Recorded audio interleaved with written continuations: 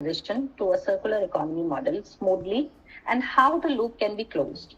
Today, the topic of our discussion will be the role of technology in circular economy and can innovations help us overcome the challenges faced during transition. Now, without any further ado, I would like to welcome the speakers of today's session. We have with us Ms. Devyani Hari. She is the Director of Center for Responsible Business. CRB is a think tank with a vision that businesses integrate sustainability into their core operations. At CRB, she manages the projects for SMEs and sustainability, sustainable value chains, the interface between SDGs and the private sector, sustainable finance and circular economy, particularly relating to circular apparel. Ms. Hari has previously worked with JP Morgan and GIZ, where she contributed in renewable energy financing consulting and worked with SMEs and SME bankers to increase lending for sustainable investments, especially for clean energy. Welcome, Devyani, for lending us your precious time today.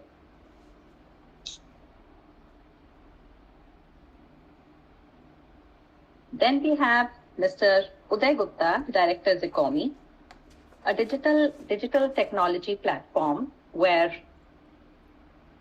a digital technology company that promotes circular economy in the waste management landscape and endeavors to bring transparency and traceability in this ecosystem, applying technology levers. A graduate in mechanical engineering and a postgraduate in applied mechanics.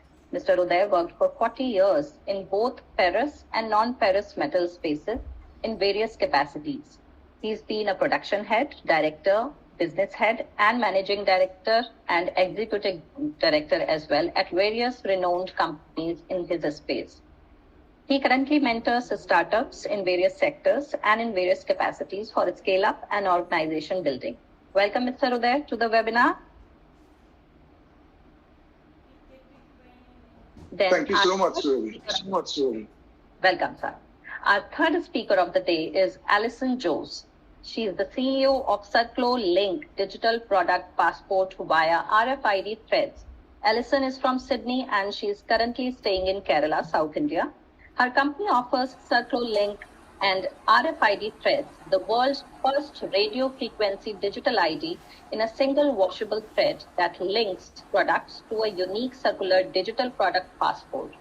Alison also develops and wholesales sustainable textiles produced in India, focusing on wealth from waste and removing plastic textiles with her revolutionary eco-stretch, stretch knit textiles that are safe to home compost, leaving zero toxic plastic microfibers.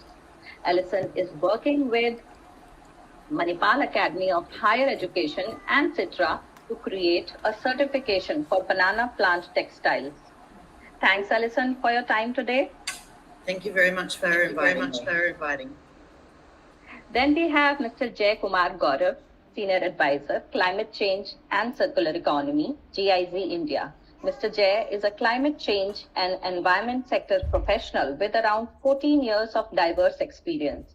He is currently working as Senior Advisor Climate Change and Circular Economy in GIZ India. Prior to GIZ, he has worked with Adelphi GmbH, International Development Enterprises India, UNDP, and Syndicatum Carbon Capital on climate change mitigation and adaptation projects. Thanks, Jay, for being here with us today. Thank you, Survi. Thanks. Yeah. And now I'm handing over the session to our moderator, Dr. Sudhanshu Joshi. He is the coordinator of PM Gati Shakti Center of Excellence, School of Management, Doon University. Before I let him lead the discussion, let me introduce him to you all. Dr. Sudhanshu holds a PhD in Supply Chain Management, and he is a certified Lean Six Sigma Black Belt and Discipline Agile Scrum Master.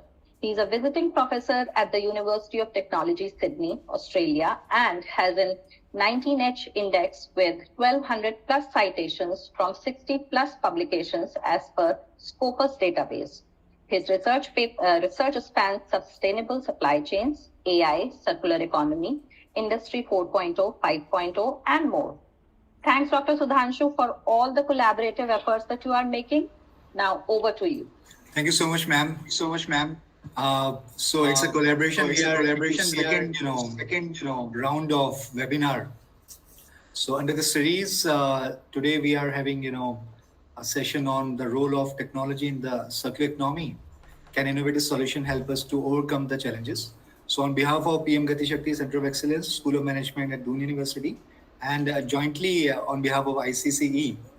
So I welcome you all, especially our guests today, guest speakers today. And as we know, the circular economy is an economical system that aims to eliminate the waste and the pollution, and to circulate products and materials at their possible highest value.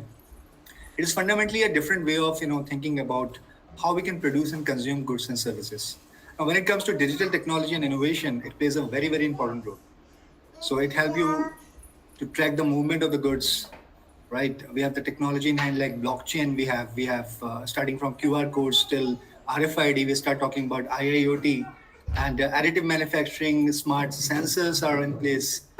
Big data technologies are coming up, and it is complementing the organizational standards for maintaining the quality, including just-in-time quality 4.0. We often talk about. And when it comes to circularity, the innovation is lying on costing part, infrastructure upgradation, consumption orientation, and it is going join hand to hand with the government policy and public power partnership also. So when it comes to today's discussion, I wish to as an opportunity given, and I wish to also take this opportunity to have discussion on the various practices that the economies are doing across various industries like electronics and technology.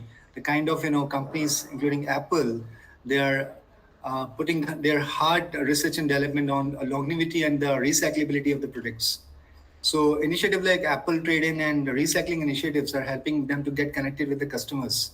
So that's why this company is, from the last 2 decades, it's in the top 5 Forbes listed companies. When it comes to Dell is, opted for the closed loop recycling programs using the reclaimed, plastics from the old economies for old, electronic goods to create the new computer parts. So it's a traditional old, things that Michael Dell has infused into the Dell's culture. When it comes to fashion and apparels, T-Mill could be a great example to quote here, which is a small, private MSE. And T-Mill is into the production of T-shirts, which do some sort of recycling and collect the stuff from the consumers by adding great IT solutions. This company is providing a lot many of KPIs to the free of usage to the customers, and variety of other competitors as well, so that they can customize their new product lines, so that repurposing and the redesign can take care in the circular economy that T-Mill has introduced to themselves as well as to the other counterparts.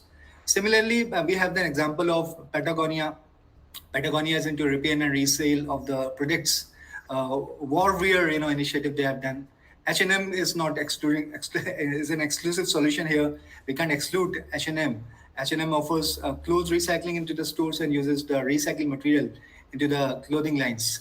And when it comes to automobile, Tesla could be a good example where they have introduced and promoting EVs to the world through sustainable transportation, recycling of the reducing emissions and producing the circularity of the lithium-ion batteries.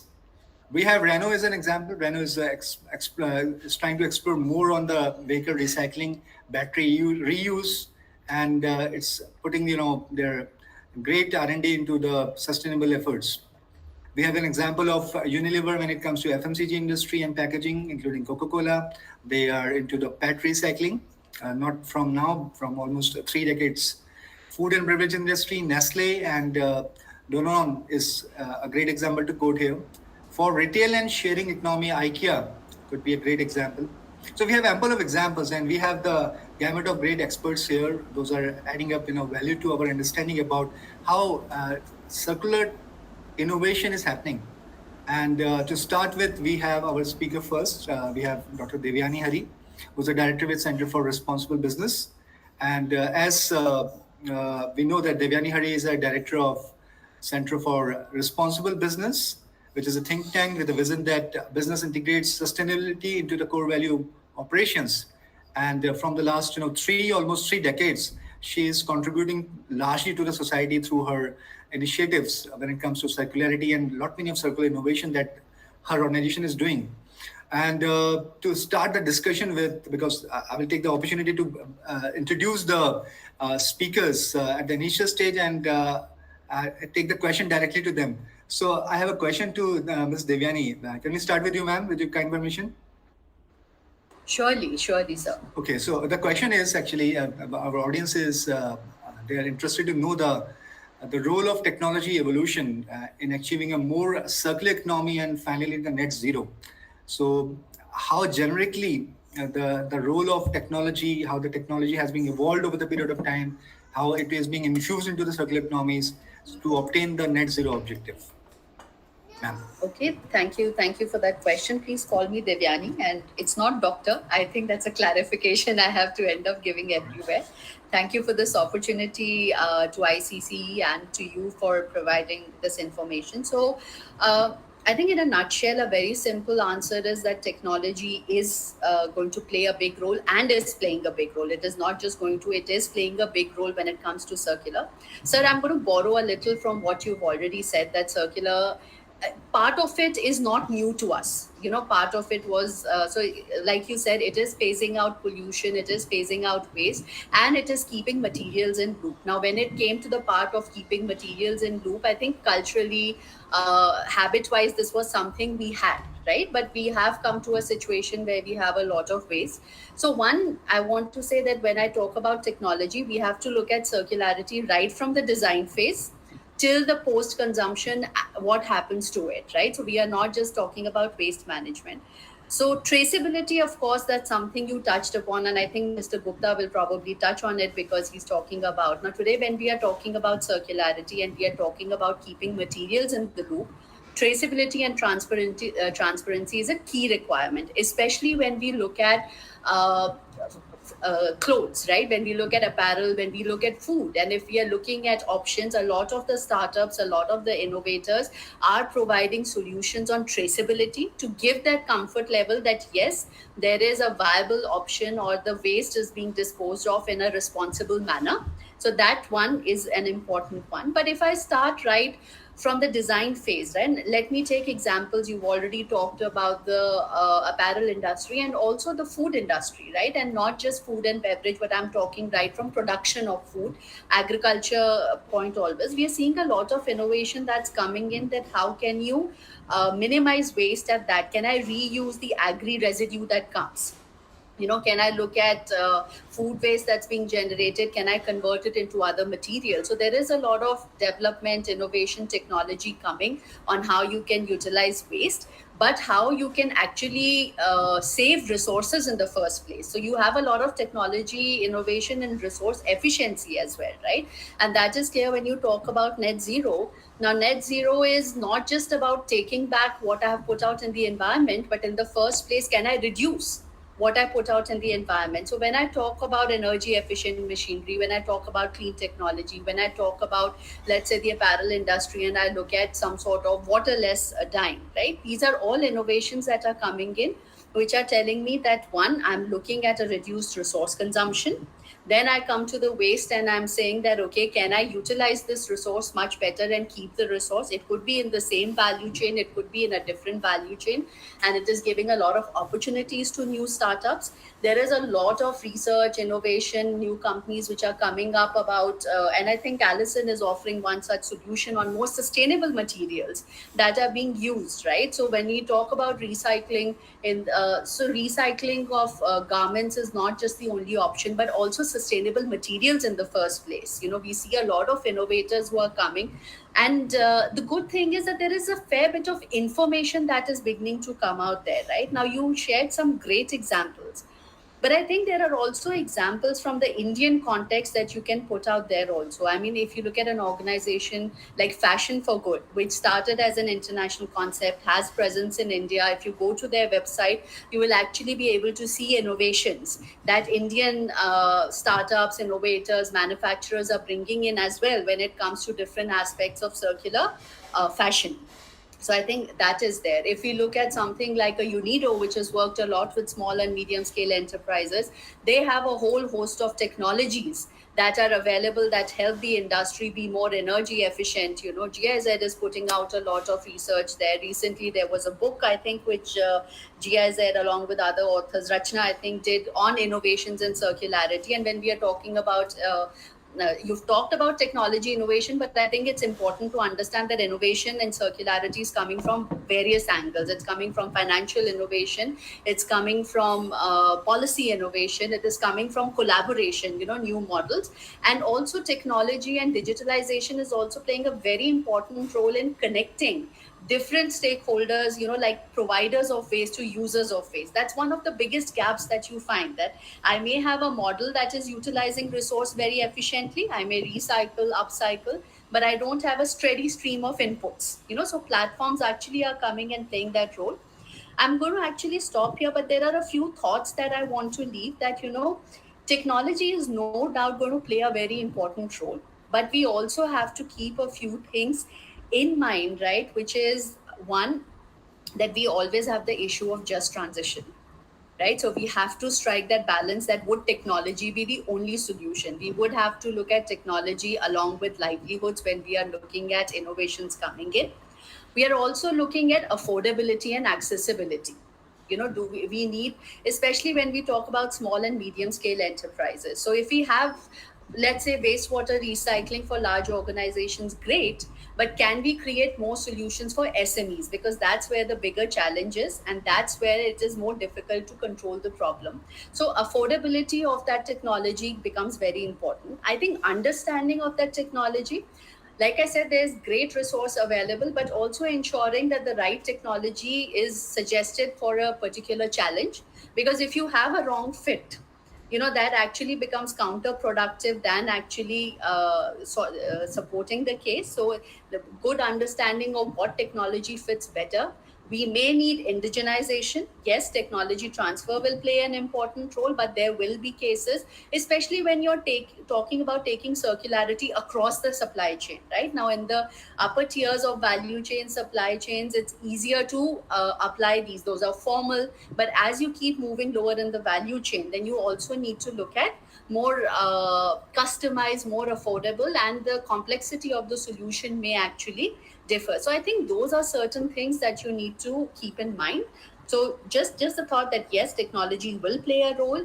Two, the innovations already happening, and there are policies that are beginning to support that. There is information. But three, we need to keep certain caveats in mind when we are looking at the adoption of such technology. So I think with that, I wasn't too sure how much time I have, but with that, I would like to stop with this question. Many thanks to you. So much insightful, and a lot of conceptual learning when it comes to the outcome of the discussion you made.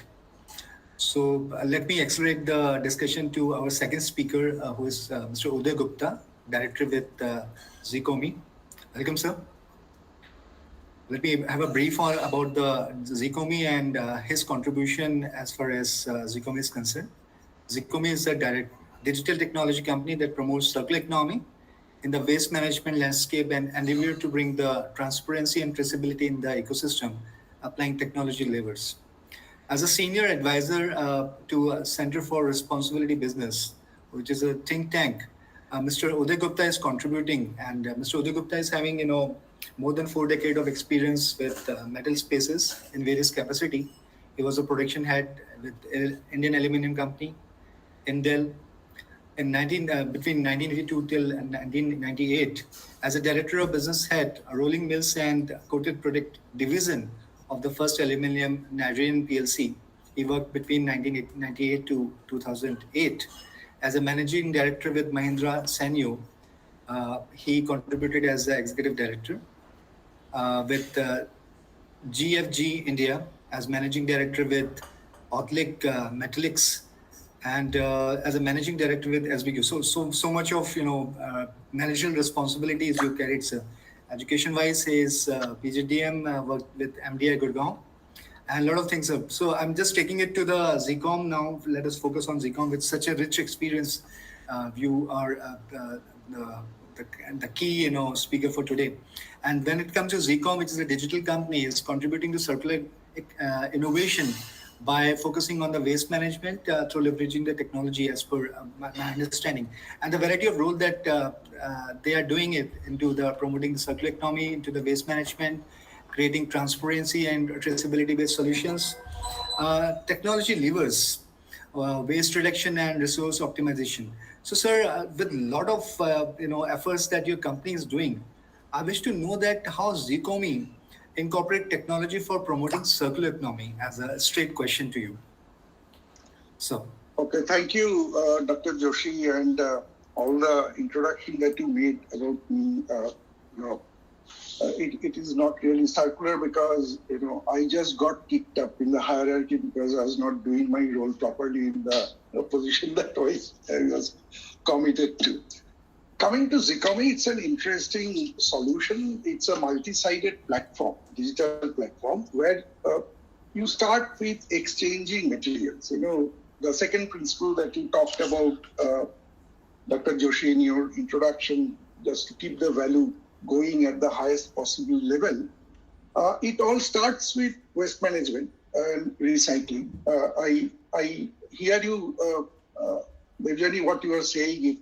It is not really end of life. It starts with design and kind of narrowing the whole system. But it started with that. We are connecting the B2B space to the waste processes. Then we realized that it is not only recycling, we can go for refurbishing, we can go for reselling.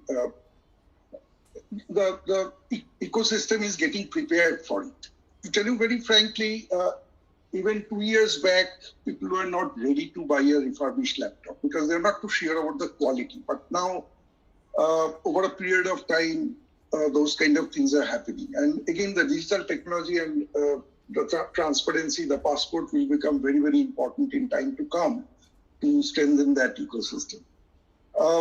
We are also connecting skills, actually. When you talk about repair, when you talk about refurbish, what kind of skills and competencies you need to have to do all such things, which are the higher R, as we call it, of the hierarchy.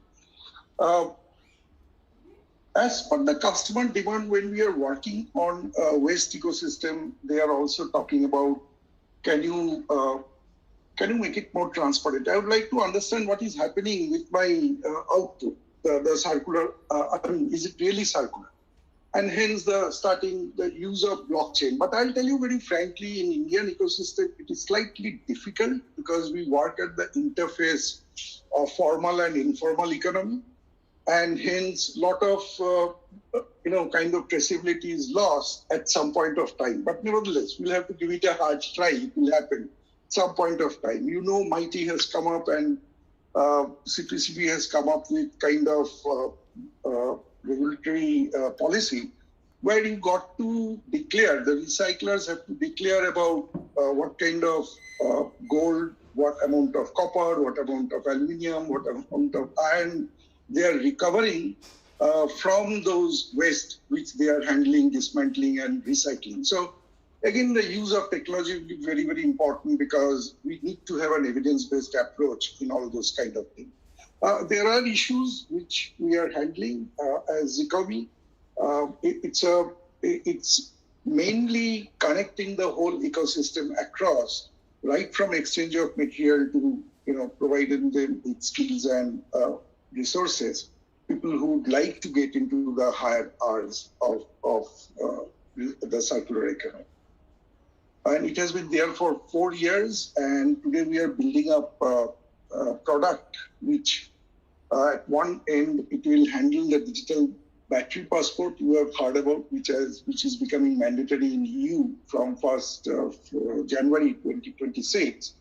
Then we are handling the evidence-based recycled input. I may claim that I have 20% recycled input in my system, but one has to kind of really trace it. What kind of biomaterial, what kind of renewable material, what are those recycled inputs, how it has traveled from one chain of custody to another chain of custody. So all these are very important, and Zcomi is trying to help this complete ecosystem as a start. Yeah, thank you. Thank you so much, sir. Thanks for telling us this whole story.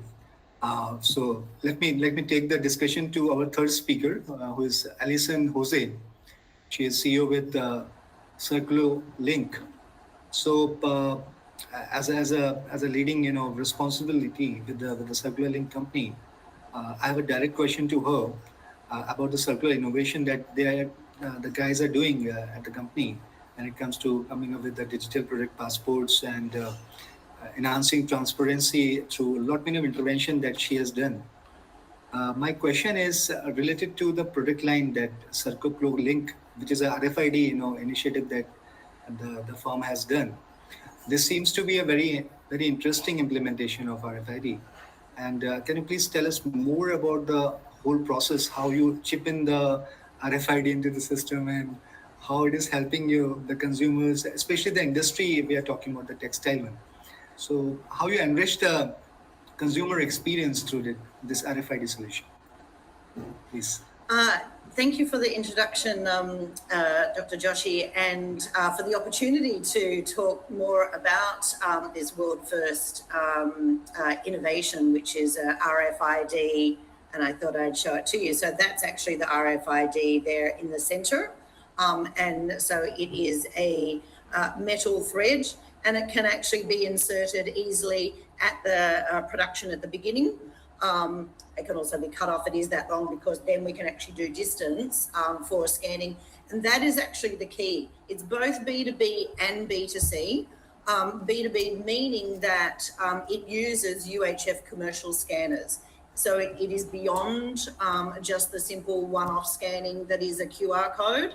And that really is more for the engagement with the customer, whereas this part is B2B because it is to include the data and the information that we can lay down as the product goes through its life cycle from fiber to feedstock. So it's communicating and connecting data the whole time. It actually collects data into the cloud. So, other RFID tags just takes a few bits, whereas this is actually communicating back to the cloud. And initially, actually, it acts as a bridge to the existing brand's supply chain management system. So it actually plugs into their system, taking all that data from the beginning. And that's where it's exciting for me to be in India. I actually have been coming to India for 16 years now, and I live both here and in Australia. And I met with the Textile Commissioner last Friday to discuss about how we can scale this up and do this actually in India. So it's a very exciting prospect. So it literally will connect everything. And that is the opportunity that I'm hoping to bring to India, because I think really this country is perhaps one of the best placed countries for understanding circularity. It really is in our current systems, whether it is in the language or not. It really is how a lot of materials function and products function here already. And also just to let you know, it's not just for clothing. This can go into mattresses. So we're talking to product stewardship schemes, so for mattresses and also for tyres. It's a little bit thicker for tyres. So it can go into lots of different products, footwear, toys, etc. So it is about keeping all that information engaged there and engaging each stakeholder as it goes through its life cycle. Can I give you a little example of how that works? Sure, please. Thank you. So in stage one, we, like Devyani said, we need to be concerned about the design from the get-go.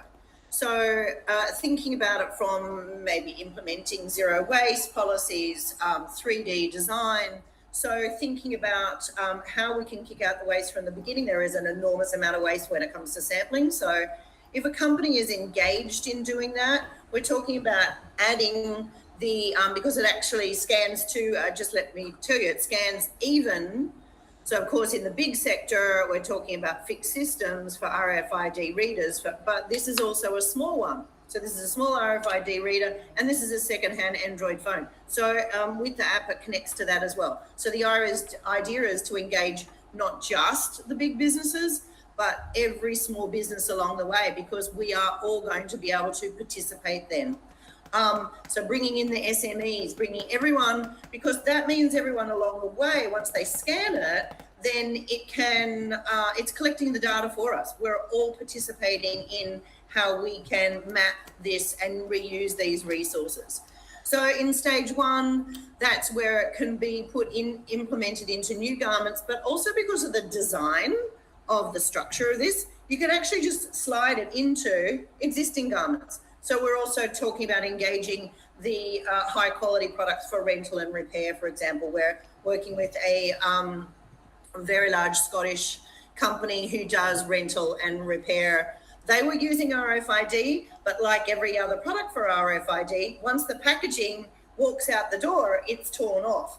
And in fact, that is part of the EU legislation for managing EU waste. And so that's actually where this really comes into its own, because it has the ability, because it's washable, to varying different washability, but it also enables us to reuse. So you collect it back again, reuse, reset, and put back through the system again, or if it's not working, then recycle. So, and that's where I really like, as I said, to work with Indian companies, because the recycling sector is already very well versed with taking products and reusing it. So, but just going to the next section, which is the B2B, so that's stage two, that's where this product can be scanned from the manufacturing, from production, warehouse, all those fixed systems, because RFID really is coming in as the technology of the future. So that goes into ports, for example.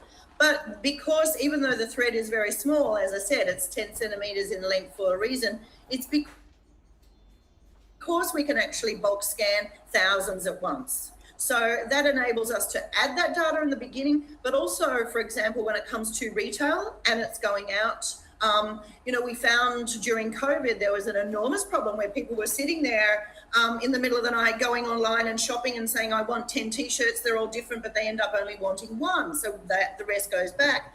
And then there is no system. It's enormously time consuming and expensive for a brand to actually then one by one go and put it back into the system. So that created an enormous amount of waste. So that solves that problem in regards to the efficiency. As I said, it's a bridge and we just reconnect that bridge. And then the product is then with the consumer. So the consumer can actually scan through a QR code, because each RFID thread has its own unique QR code. So the customer can scan and then get that messaging. They can understand what's on the RFID thread, because quite frankly, it's a glorified swing tag. It's giving them more information than what they did, because it's drilling down into the fibre and the chemical composition, which is what we need for the end piece. So this is helping to engage with the customers. And then getting to stage three, which is really where the brands will benefit, because this creates the return of investment. The ROI is increased for brands if they connect with partners to take back. As I said before, it'll be easy to take it back. But a lot of brands now are taking back so they can do their own rental. They can do repair. They can create partnerships with their local tailors. They can do partnerships with local fashion designers to redesign once the garment has actually, passed its what we call the wearable stage. And that can also be used for resale. So that means that we hope brands will be investing from the beginning to create products for longevity. So using good manufacturing, using textiles for longevity, showing 3D design. And when it gets to these stages, we're adding all of that data. So at the end, when it comes to stage 4, which is the recycling sector, that gets scanned and we know the full picture, but we actually do know it in real time anyway, because this is in the cloud. We can actually access all that information in real time. So this enables the brand to also show their circularity. Now, when it comes to the legislation that's coming in with the EU for digital product passports, they need to be able to show all this data. The Australian Seamless Product Stewardship Scheme, they're in fact charging brands 4 cents for every garment that they typically majority of the products actually in Australia is imported. we lost a lot of local manufacturing, and that's we're trying to regain that. But of course, so everyone who's creating a product, this is at the moment it's not mandatory, but we hope it will be, and potentially that's what the Minister for Environment did actually state, saying the industry's got 12 months to actually get their act together, otherwise she will actually make it, legislate it. So they're taking 4 cents. Now, if the brand at the end of its life can prove that they've used 3D design strategies, they've used all these products for longevity, they can show their circularity, then they actually get to only pay 3 cents. I would like to see that we actually create a circularity rating that's actually separate from modern slavery and a living wage, by the way, but to show the circularity, so then the customer can actually quickly go, oh, that's 9 out of 10, I'm going to want to buy this product. But also, if we can see that product at the end of its life really has had this enormous life, then we can reward those brands and they pay 0 because the resources continue to use. Now, here's where the at the end scale that is actually really vital, because as the world's looking more to recycling, we can't jump from retail straight to recycling. We need to include the middle part, which is the reuse, redesign, repair, etc. But also with the recycling sector moving towards fibre-to-fibre recycling, we need to be able to communicate to them that they can do bulk scanning. As I said, that's where the UHF scanning, commercial scanning comes into its own. So automated or semi-automated, that gives fantastic work. That's actually where I started, as creating a circular textile waste service, working with people with disabilities, trying to identify the product from the label. And for 95% of it, we couldn't. So that's actually where the what solves the problem with that. But we need to be able to also identify the fibre and the chemical composition, so we're not seeing things like forever chemicals, say from workwear, back into fibre-to-fibre recycling that go back into, say, products for children or for any humans whatsoever. So now stage 5 is basically the collection of the data. We've collected all that data along the way, so then we can look at the metrics and the metrics for change. And that's where I liked what you mentioned, Devyani, is that we can then see if the product actually reached the charity sector, in 6 months because it was poorly made or poorly designed. And so adjustments can be made. And I think to work with brands, and as you said, Dr. Gupta, looking at things that, as we move through systems and changes that are happening, I really love the terminology of circular-ish. So we all embrace circular-ish. We're all kind of fudging as we go and doing the best that we can. But that's what I've really, enjoyed about designing the software, the Circ software, which we're designing here in India, connected to the RFiD threads, because it just is collecting as much data as we can, and then everyone will get better and better. We'll get circular-ish, and then we'll get, better and better and communicate that, because data really is the key at the end of the day. So I apologize if that's a long response, but there is no elevator pitch when it comes to circular economy. I think we all know that. I think it was great to know. So much insightful. So Circlolinks, primarily they are the RFiD threads, right? And a digital product passport concept you have been used when it comes to, designing the products. It's a kind of, circular innovation that the lady was doing actually.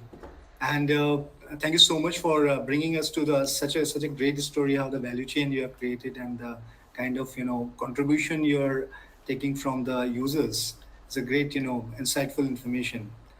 Now we have with us speaker 4, who is Jaykumar Gauravji. He's a senior advisor with climate change and circular economy at GIZ. And GIZ, as we all know, that German Corporation for International Corporation is a very famous, when it comes to association with India. GIZ is doing many of things, a lot of intervention they are doing for circular innovation, and it is boosting or helping government and social, agencies to bring a circular economy into the larger landscape in India. lot many of interventions. The international circular economy policy and capacity building is one of the role that GIZ is doing. Waste management, recycling programs, sustainable agriculture is something you are very much into. Resource efficiency increase, sustainable supply chain, a lot of things. More on circularity they are into, and GIZ, which is evolving as a great circular common alignment with the broader mission of promoting sustainable development and supporting partnering economies like India, is something we are witnessing, and it is very effectively done by GIZ and the people involved. So I have a question on behalf of GIZ to you, Jaykumar. And the question is that 2030 is only having 7 years away. What is your assessment about the goals achieved so far, and how pragmatic does net zero 2050 seems, which is a promise that the Prime Minister has made during the Glasgow summit to the whole world? So, what is your intake on that, sir? Thanks, Sudhanshu. So, although for India it is 2070 and Europe it is 2050, but whatever be the year of achievement, there is a lot of momentum already in place, and particularly in case of India, the 2030 target, it's a possibility that it'll be the 2030 target might get achieved a few years earlier, because the deployment of renewable energy and other programs of Government of India which are looking at emission reduction, they are going quite well.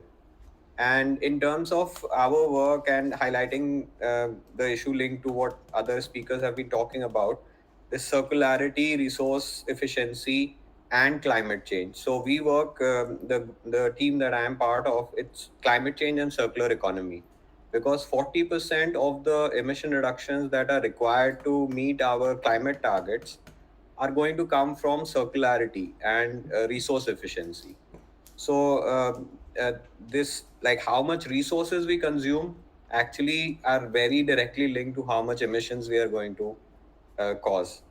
And also in some cases, the circularity related or resource efficiency related legislations are contributing to our climate goals, whether be it in the waste sector or in the textile sector, and even in other sectors. For example, the material requirement of a electric car compared to the material requirement of a internal combustion engine car, the entire emissions associated with extracting fossil fuels and then using them, and then emissions associated with just producing renewable energy and using it for mobility or for energy consumption, for heating. So in my view, in response to your question, I think we are very much on track. It will depend a lot on the technological development, both on the side of actual implementation as well as the technologies that enable implementation or help in tracking. For example, what Alison is working on, or what Uday talked about and Devyani mentioned. So while, for instance, in one case, we are working a lot on plastic waste recycling. And although there is very good recycling happening in case of PET, in case of HDP, the high value plastics, the low value plastics like the MLP and thin plastic bags, they are the problem component in the dry waste, and their recyclability is quite low. The technology availability is limited, or it's too expensive currently. So these are the challenges which need both solutions in terms of actually recycling low value plastic like multi-layer packaging and low value plastic, and also tracking these types of waste streams. I'm really happy to see the technology solution that Alison mentioned and actually showed. It can be applicable in case of plastic waste as well. And there's a huge challenge of tracking plastic waste, because illegally also a lot of developed country waste ends up in the global south, and countries which are themselves grappling with the challenge of plastic waste. Same is the problem with electronic waste. So much of electronic waste ends up in Africa and is managed by the informal sector in a very environmentally unsustainable manner, because this type of tracking, regulation, enforcement is lacking, or people find ways to escape those regulations. So this monitoring systems, reporting, verification, and kind of momentum around pushing the technologies that recycle, like achieve actual recycling, achieve actual emission reductions, are going to be very effective. And I'm very hopeful that for Europe the 2050 target and for India the 2070 target are reachable, and the momentum around technology development as well as deployment should be maintained or strengthened to help achieve these goals. Right.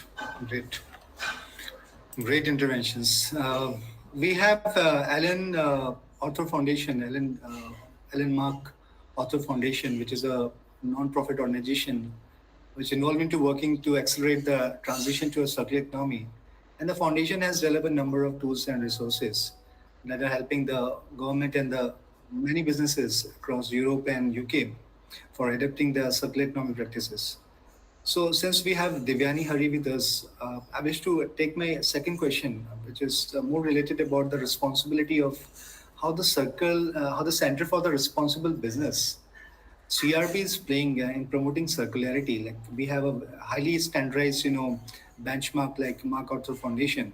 So, how CRB plays a role when it comes to MSME sector, and can you bring some examples, some use Sure. cases for some So examples? I can touch upon what we do, and if with your permission, I think there's also a question in the chat box I wanted to understand, and I can quickly address that at the end of my the question that you have posed, Dr. Joshi. Is that all right? Sure. Okay, great. Thank you. So, like you've mentioned, CRB is a think tank, right? So, our role, what we look at is that how can we facilitate multi-stakeholder collaboration, dialogues, when we are talking of a particular challenge. If I look at circularity in particular, and let's take the apparel sector, we've got experience in circular electronics, circular apparel, to some extent, limited extent in food waste, but that's something that we are building up upon. Is that when we talk about circularity, first is also building that awareness, that knowledge, and that context, right? When we look at a concept coming really from outside, it may not always speak to our context or our reality, right? When we talk about circular economy in India, we have most of the value chains here. If I look at apparel, I have from fiber till the end of consumption, right? So I can't just be focusing on waste. So I have to start from the growth of that fiber to how it is processed, to how it is designed, to how it is transported, how it is consumed, and what do we do after consumption. So as a think tank, some of the things that we've played is that when we talk about circular in our context, then what does it really mean? Can we look at a framework that works for India, right? And that can involve the other stakeholders. So that's something that we've looked at. The other thing also is to take note of local wisdom, etc. Not everything is coming externally. There is a lot that is already happening on the ground, right? The formal informal interface that Mr. Gupta touched upon is a very important reality for us, and it's going to stay. Now what we have to really figure out is that when we are talking about circular, what is that handshake, right? So understanding that what your local wisdom is telling you, what are some of those circular practices. We see that in agriculture also. When we talk about regenerative agriculture, it's not bringing everything from outside, it's actually reviving some of the earlier practices that you had. If you talk about circular clothing or even electronics, we had a habit of really passing it on and using it for the longest time possible, and unless it becomes a rag full of holes, we were not really willing to throw it out. It's changed recently because we've changed consumption habits. So when it comes to it, first understanding what the context is, can we develop a framework? Then where can we place considerations for policy, right? Because we primarily work with businesses. Now, when we work with a business, we do awareness and capacity building on this is what circularity is. This is how you could look at a toolkit or framework to assess your circular options and to understand where you can embed it. Then it is, putting them in touch or trying to understand what are developments that are happening. So through case study development, through dossiers that we have created, then what are the technological advancements that are happening, bringing that information together as well, right? Putting information together that what are some of the developments on the ground and how do you link policy to that, right? Now, For example, if we have policy which doesn't really take cognizance of what are the innovations, what are the developments. I have a startup policy, right? And a fairly robust startup policy. Now, can I go and embed circularity in that policy? Right? Can I actually center state startups that are giving me circular solutions, that are keeping materials in loop, that are phasing out? So doing those kind of things, but getting all the stakeholders together, right? And Alison has talked about, you start from fiber and you go all the way to where it's being used, and it's important. So how do you take everyone on the journey along? And I quite liked Alison's example that it works for everyone, right? The biggest challenge you will face. So even, and for that, the first step is speaking to each other, getting different kinds of stakeholders together. A brand has very different resources, very different motivations from an SME. An SME may largely do it because a brand is asking it to start with, but there is a business case for the SME. Can we develop that business case as well? So when we've looked at circularity, you can find that we've looked at policy notes, we've looked at case studies, we've looked at frameworks, we've looked at multi-stakeholder engagements to really put these things together. See, we are not a technology solution provider, but we can bring the relevant stakeholders into the conversation. We can create a dossier and say, okay, these are technologies that we are seeing, this is interesting, or this is an organization that can help. So those kind of linkages is something that CRB does, and we are very keen also, and I know that Kumar Gaurav touched upon this, the perspective of the global south.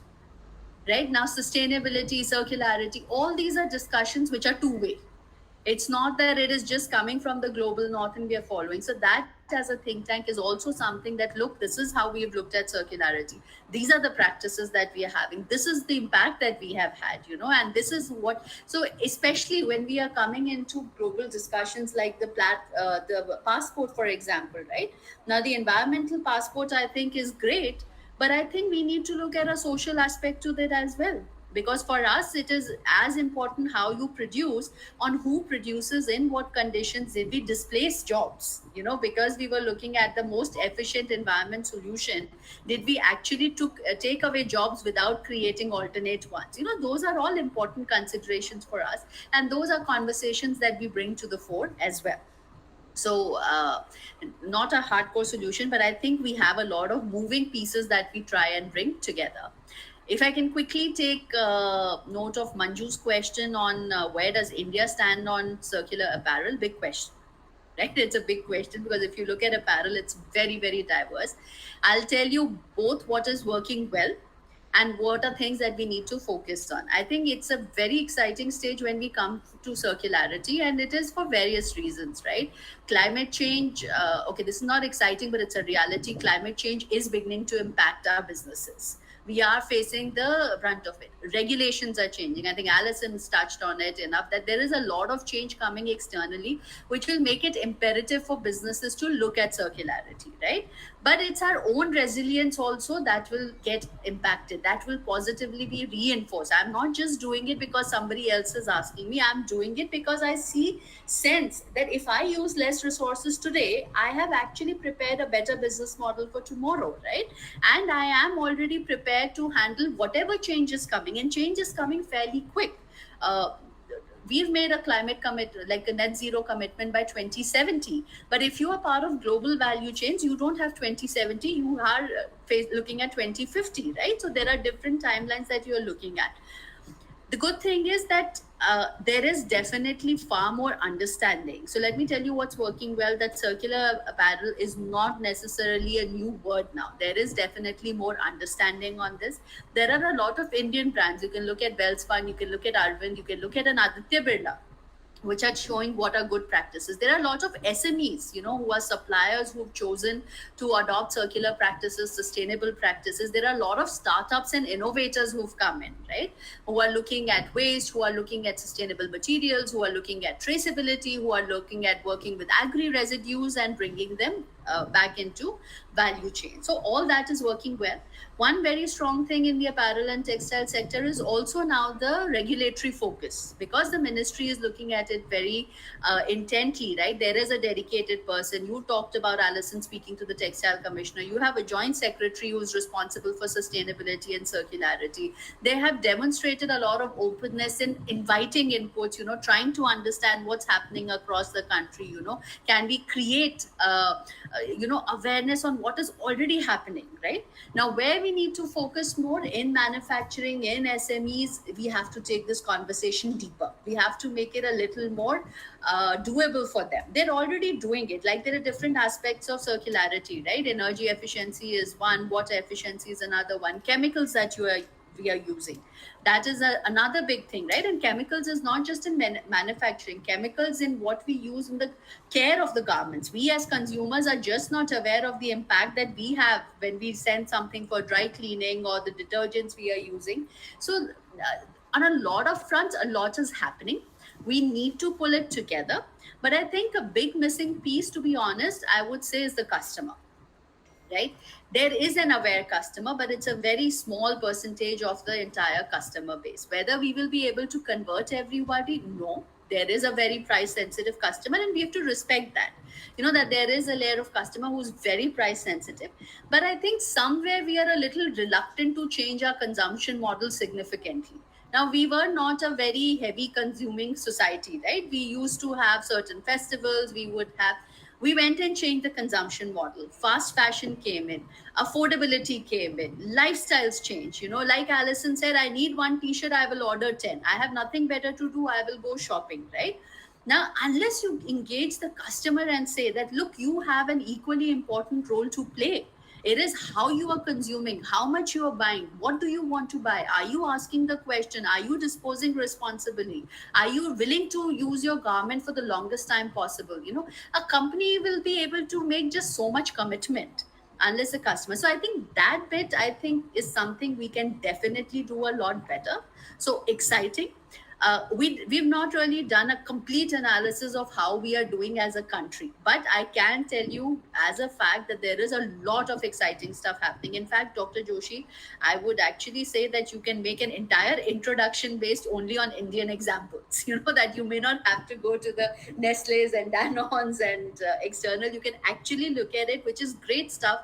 We are perhaps not talking enough about it, and we don't have to stop at talking, right? But it's only when we talk is when we show others a way that, look, this is happening, this is possible. It may be, to me, there's a very simple thing. Sustainability, circularity in the short run are inconvenient, but it's an inconvenience that we all have to take, and it will become a way of life as it used to be earlier. So I do not know if that answers Manju's question, but that is in a nutshell what I would like to say about where we are in the apparel sector for circularity. Many thanks, ma'am. Many thanks, Devyani ji. Let us continue with where we were. So we have startups, like she was telling, we have Ecolized Recycling, with an Indian, startup, which recycle the e-waste and do the urban mining. We have Loop Global, which is again an Indian company, which leads to a lot of efforts they're doing on recycling the packaging material for various consumer items. And now I have a question with Mr. Gupta. So this is more, more about the standing and the roles that the think tanks do, or the Center of Excellence do when it comes to doing the research and doing some sort of, research on ground and creating policy and impactful policy implementation. What's your take on this, sir? Gupta ji. Yeah, Dr. Joshi, I think you have asked me a very difficult question, because I have seen things from the business side. But I think I'll try and answer your question in a way that the major role of a think tank, I think, is to create a lot of do tanks in this ecosystem. And that's what I think Devyani also touched about. She talked about collaboration. She talked about multi-stakeholder kind of engagement. Policy is one. Policy implementation is another issue. How do you implement policies? So, in terms of Center of Excellence, I think it has got a slightly different kind of connotation. And when I come to the real role of a think tank, I think it is to take everybody together and go towards a very successful implementation of the policies that come up in the society or in the regulatory framework. This is my short answer, but I think Devyani, you should take this question, and you are in a much better position to answer this.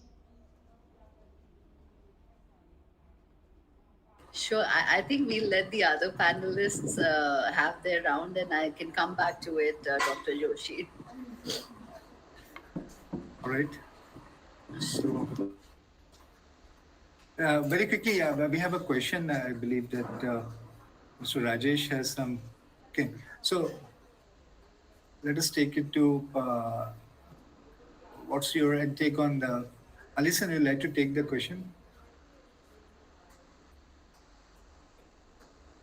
I'm sorry, what was the question? The question is more relative. There's a huge question here asked. It's more about the government of India.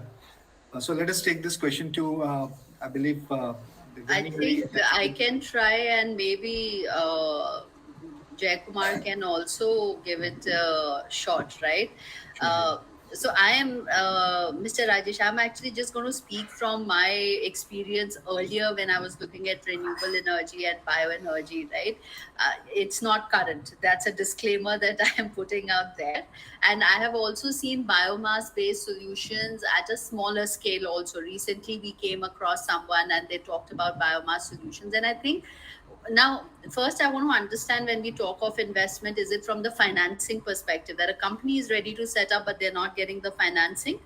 I'm interpreting the question in that context. And see, from an investor's point of view, it is whether the risks are adequately addressed or not, right?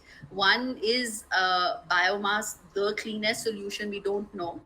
Two, whether I know that earlier there were challenges in securing the supply of biomass, which investors used to have a problem with, that, do I have a steady state?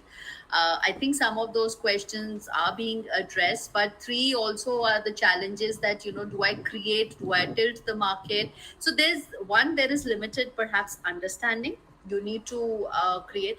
One of the things that was happening was also trying to create a taxonomy, right, which was to help the bankers and guide them and say that this is a viable option for you to invest or finance in. I think that's a piece of work that's important to take, because see, look at it from a financier's or a banker's perspective, right? They were supposed to finance. Now they have to suddenly understand technologies, new models, new systems, new risks, which they do invest in. It's not that they don't invest in, but there is a certain extent to which they will be able to do that. You do have detailed project reports, and a report is supposed to address all these questions, but that doesn't always necessarily get translated to addressing all the risks that a banker may find. Okay, and I think that's where the hesitation perhaps comes in. I'm sure there are other aspects to this as well. The other thing is that vis-a-vis other options, where the push of the government is right now. Even if I look at solar energy, my grid connected took off much better, large scale grid connected took off much better than solar rooftop. I think, Jaykumar, you can probably support that here. But in the solar rooftop, we are nowhere close to the target that we wanted, whereas in the grid connected, we've definitely. So it is also where the bankers see perhaps clearer policies, a greater impetus, more push, the kind of organizations who are providing the solution and whether they are bankable or not. The biggest challenge they may also find is new ways of financing. As long as we look at traditional collateral-based financing, these challenges will remain. Right, because your biomass solution, I do not know at which scale also you are talking about, because if you're talking of smaller scale, then the bankability of the solution provider is also an issue. On a larger scale, that may not be that much of an issue, but then I think more the operating challenges, the feedstock securing challenges perhaps are an area of concern. But that, like I said, is past knowledge. So I'll have to find this out a bit more for you and get back to you on that.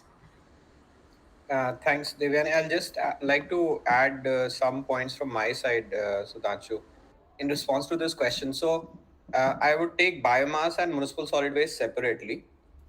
Starting with the municipal solid waste management sector, like it used to be it was a non-existing sector, no?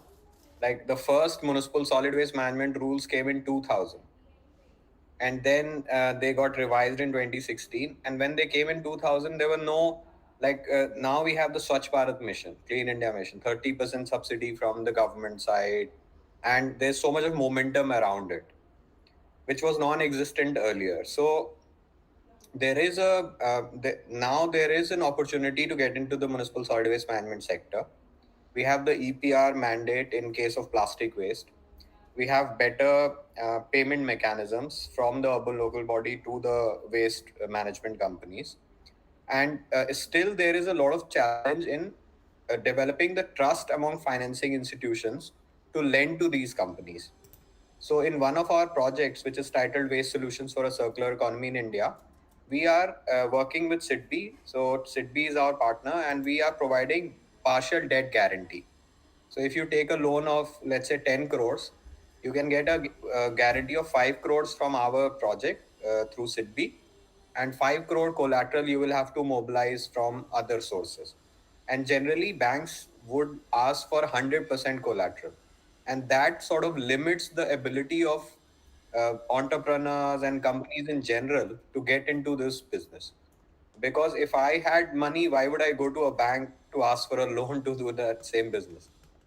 Or if suppose people put their house or some property as a collateral, but once you have put it for one project, the second project is not possible, because generally people have limited personal guarantee or property options. So and then equity is another option to finance, like raising equity. And there are some new funds that have given a lot of equity investment in companies that are in the waste management sector. So the waste management sector is improving, and the situation is a lot different, but still quite challenging. If somebody is interested, in the participants who are attending this call, if you are in the municipal solid waste management sector, you can contact us. We are implementing this debt guarantee program and technical assistance program for entrepreneurs in the waste management sector. Now, coming to the biomass sector, there are few successful players like Punjab Renewable Energy Services Company, PRESPL, but it is even more difficult than the waste management sector, because in the waste management sector you have some control, or some like the moving or the parts that are creating risks for you are limited.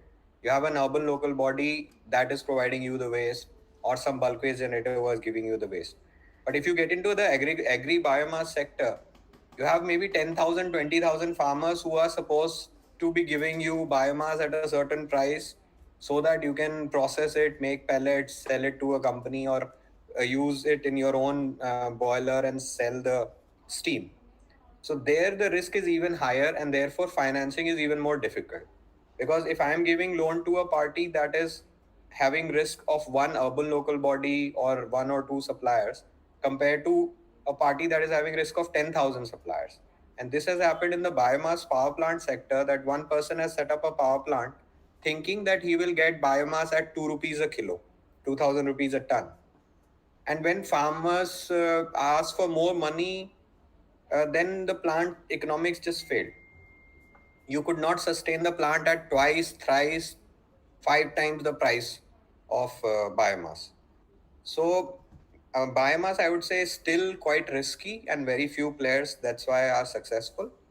In the municipal solid waste management sector, the situation is a lot better. And now you see even Reliance and Adani kind of getting into compressed biogas sector, getting into the municipal solid waste management sector.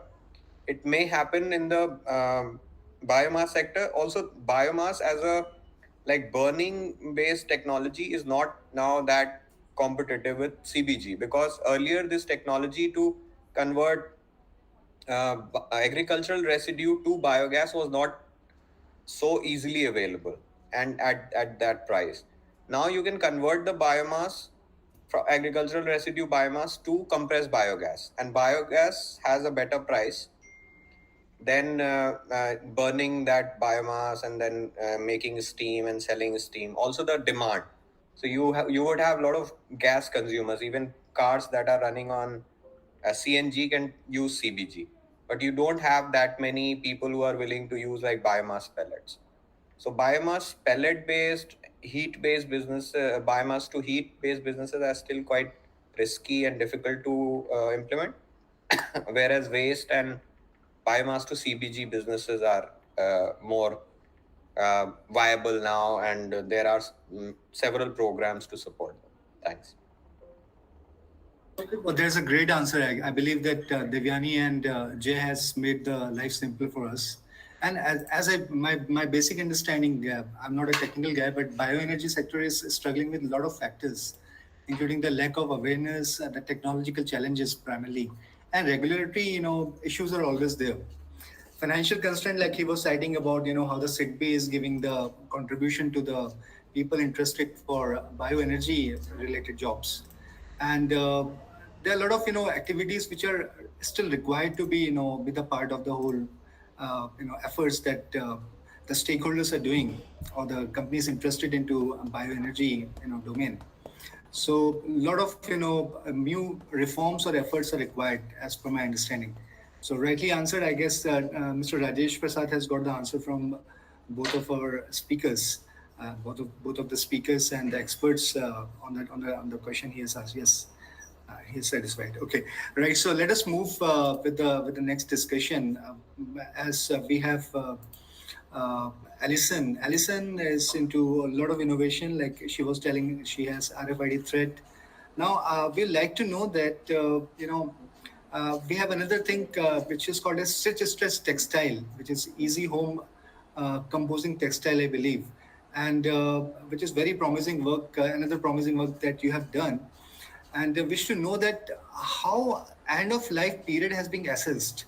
I mean, when it comes to coming up with the composting textile innovation that you have made, how you calculate the end of life period, and how the whole circularity come into picture. So what's your you need to reveal your innovation now. I do. That's interesting because it is difficult to reveal that because I did actually do the R&D in China, but I am here in India to produce it here. It's called Circstretch. Now, my other part of my business is STSC, the Sustainable Textile Supply Chain, and I have been working with mills in India from organic piece silk to handloom to regular cellulosics and organic cotton, for example, for about 8 to 10 years now. So looking at that, however, I thought, well, the biggest problem really is that where we still do require stretch, which is typically plastic. So looking at from the perspective of the plastics that we have in our clothing and the increasing knowledge that they are attached to carcinogens and endocrine disruptors, and so what that's doing to our bodies and our environment. And so I wanted to look at that and help solve that problem. And it was actually during the COVID lockdowns in Sydney that I was listening to a lot of innovation that was coming from America, and someone had mentioned a Japanese BioStretch, and so I sat bolt upright at 2 o'clock in the morning and went, aha. So I've put that together with natural fibers, so we're using Tencel, Model, EcoVero, organic cotton, recycled cotton, not recycled polyester. The innovation really is to steer away from any kind of plastics that are causing all of those problems. So it's called Circstretch, and it is because it's when we require stretch in our garments. So it's activewear, yoga wear, underwear, socks, apparel, for example. And it's a bio stretch, so we're looking at keeping as much, from the design perspective, as little stretch in there as possible. But this is the world's first cradle gold standard certified bio stretch. It's by the Japanese company Asahi Kasei. It's called Roika V550. So we do need very specialised partners to do this with, and so that's what I'm met with the Textile Commissioner to hopefully achieve that. So it is possible to now create a textile for all of those garments, but the benchmark, yes, is going to be home compostable, but as you asked, how do we actually create some kind of metrics around that? And it is impossible when it comes to home composting, because everyone's compost is different. In Australia and many countries around the world, they are really pushing home compost because actually the carbon emissions and the methane, so emissions coming from food waste, is actually one of the largest problems that is causing our climate crisis. And so that is engaging the community to be able to do what they can themselves. And so that's where home compost is fantastic, and also looking at it from a waste perspective, that it is particularly those garments that are going to be put into the garbage bin and put out to landfill. And so it has the most important thing, however, with the ROICA V550 is that it has the Hohenstein Institute certification that's proving that it's non-toxic as it breaks down in water and soil. So that really is the catalyst. So it's showing at the moment, the testing is showing that it'll break down in around 5 years. Again, depending on how good your home compost is, how microbiologically active your soil is. Might take 5 years in a dry landfill because it's not aerated. This is where I'd like to see it diverted for the purposes of the resources. So it still is useful resources, even though it's been worn close to the body, it can be cleaned enough and then brought back to its cellulosic values, and then also the elastane can also be brought back and then put through circular streams. But in situations where we don't have that available, when we're getting into the circular-ish streams, then people can actually put it in their home compost. And so it will be breaking down majority of the product. That's the reason why I've chosen the bulk of the products being natural fibers. That actually is about 8 to 12 weeks, according to Associate Professor Oliver Knox from University of New England. And then the rest of it might take about five years. But that is a very small percentage. We've got like, for example, there's underwear. And so it also comes down to what is the dyes as well. So this is activewear. This has got 35% stretch, but socks should only have 5% stretch. So that component will break down really quickly, cause less carbon emissions, and because we're also using eco dyes and also eco digital printing techniques, then it literally will have less burden on people and planet. So that's really, our goal, but to continue to capture that. And indeed, that's where the RFiD thread will come in, because when it goes back to, say, the fiber-to-fiber recyclers, they'd be able to determine, oh, this is circ stretch, and we know that it's modal and it's ROICA V550, and it goes down to be appropriately fiber-to-fiber and safely recycled that way. So that's it for, controlling an entire supply chain from a material, a textile, from fiber to feedstock. Thank you so much. Thanks for the answer. Well, I have a question with Mr. Uday. You have such a great, and vast career in minerals. Almost 40 years of such a great career you had under your, and we'd like to know about the technological evolution that you have witnessed during the times, and how the things are being transformed from linear to circular economy when it comes to material as one of the important ingredient in the whole supply chain. And adding to this question, sir, the question is more pertaining to how MSMEs and the big firms are taking care of their technological evolution. So what is your, observation, I must say, about the whole change that you have witnessed in the last 40 years? Okay, thank you, Prithvi. What I have seen, let me start with the so-called hard to abate sector. And we used to call it have to abate sector because we are responsible for abating, whether it is emission or bringing more circularity. If you look at the complete steel sector, the resource efficiency has improved by 67% in the last 15 years.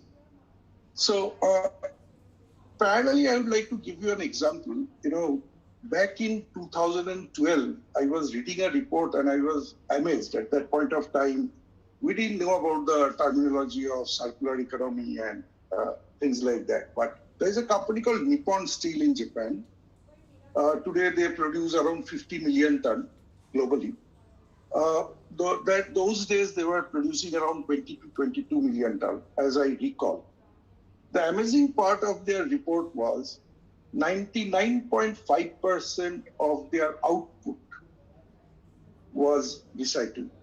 And not recycled in the inner loop. As you know, there is an inner loop and there is an outer loop.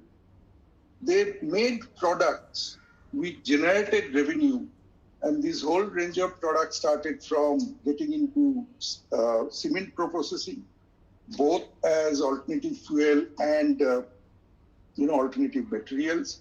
It went into pavement blocks, it went into road manufacturing, it went into brick manufacturing, it went into soil nutrients. That was very interesting for me, as an aggregate for soil nutrients.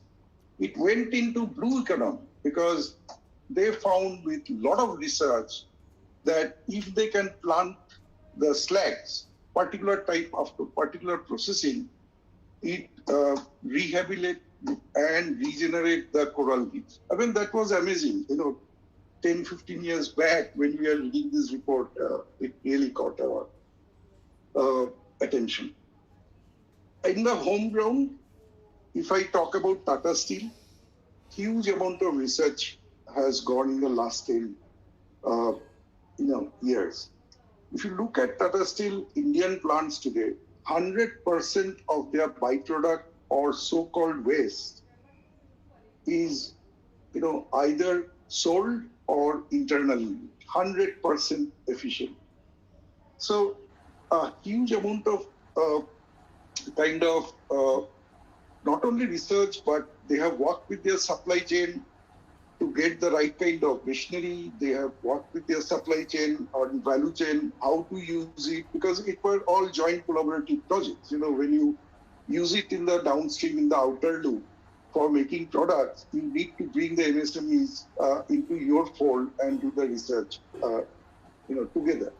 And taking lead from Tata Steel, today, if you go to JSW, go to JSPL, you go to the secondary steel manufacturer, everybody has taken the, exemplary action that Tata Steel has taken, and they are trying to follow the same path. The other technology that I have seen, which has evolved over a period of time, it's Industry 4.0 and how they are using it to drive efficiencies more and more. It combines the IoT, it combines the kind of data analytics, the big data as you talk about it. When I look at, again, Nippon Steel, they have got 7 big factories, across Japan. All are interconnected. And how does it help, this kind of technology? Because, the product of one plant gets into another plant. So if you talk about the simplest parameter, which is yield, which is the material that I recovered from input to output, it depends on maybe 200 parameters to get the right kind of yield and to improve the yield. And when these companies are all interconnected, process-wise, you can capture those data real time and work on the parameters to improve your yield continuously. So the same thing we have seen, Tata is in fact, Tata Steel plants are in fact a lighthouse in McKinsey's capture in terms of interconnectivity. So we have seen this technology developing over a period of time, but I think the last 4 to 5 years, it has developed exponentially. That's what has happened in this ecosystem. I can go on giving you many such examples, what has happened in the industry, whether it is in aluminium. Aluminium at one point of time, the intensity, the carbon intensity was almost 25. Today they have brought it down to 16 with the kind of energy transition. But if you look at the circularity aspect, of aluminium. The metal can, this has been under kind of a circular perspective, right?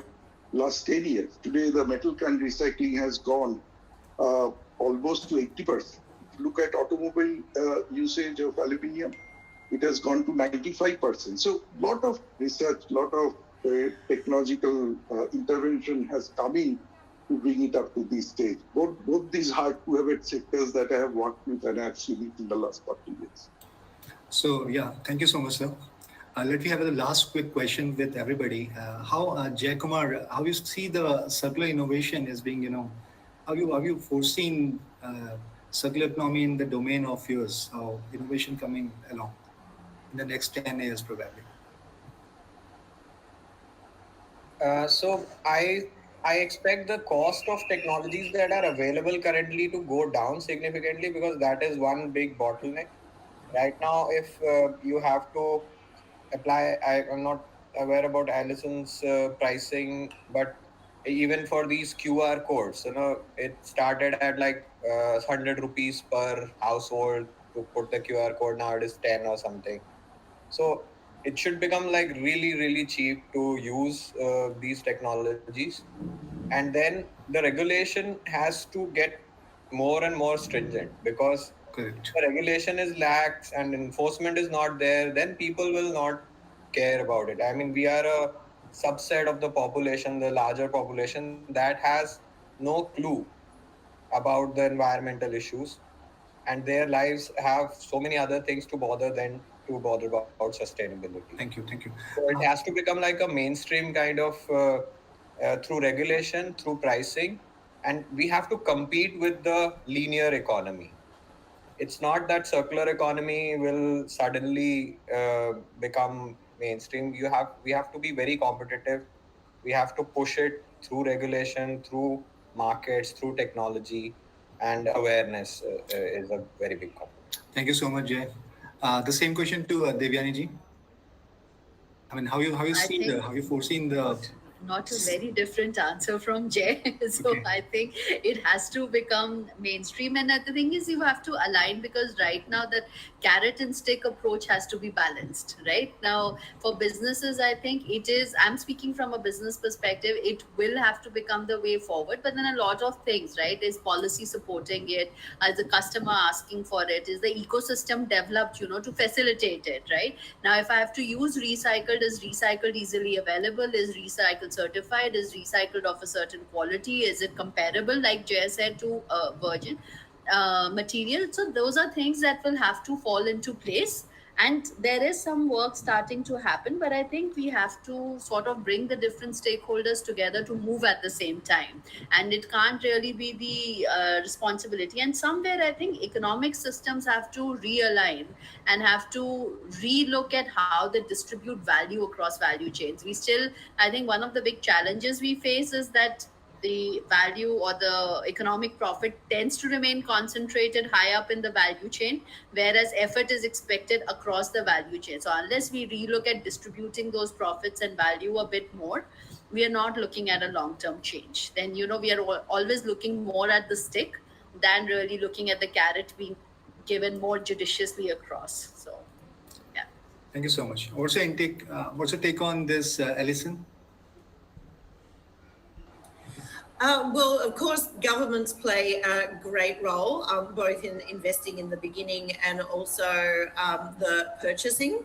But where we have thought about it for the RFiD threads, and that was indeed my meeting with the government, was to ask them to underwrite a bulk production, because that will enable us to actually do, like in all sectors, create bulk production. So that will bring us down to 11 cents US per RFiD thread, and then be able to manufacture that in this country. So it is when it's collaborative and involving government and investors.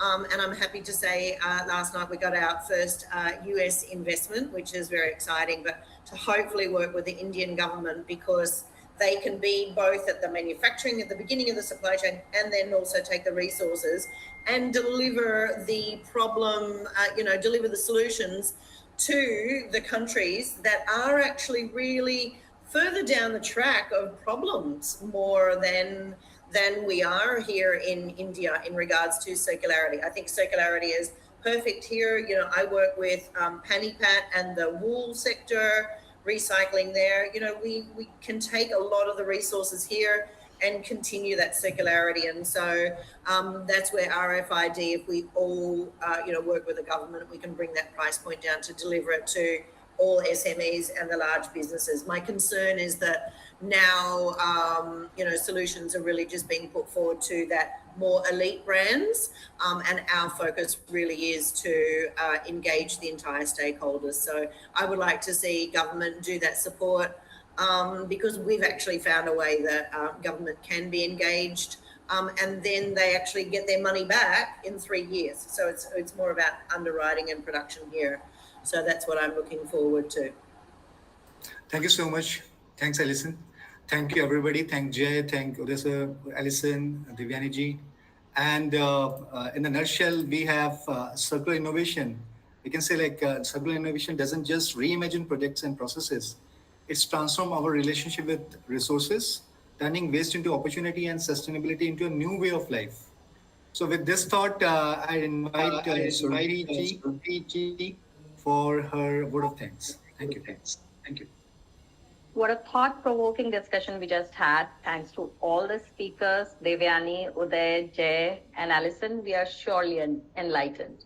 And thanks, Dr. Sudhanshu, for moderating the session so seamlessly. Let's click a picture together. Request all the speakers to turn on their camera for a while so that we can capture this moment, please. Uday sir, can we have you here? Okay. Thank you. Now, I would also like to extend my thanks to the wonderful audience that we had. We have got questions, we have got engaging audience, and I assume there are a lot of industry experts attending this webinar. And in case there's anyone who feels to be a good fit for our future discussions or would want to nominate someone as a speaker, do write to us at info@icce.com.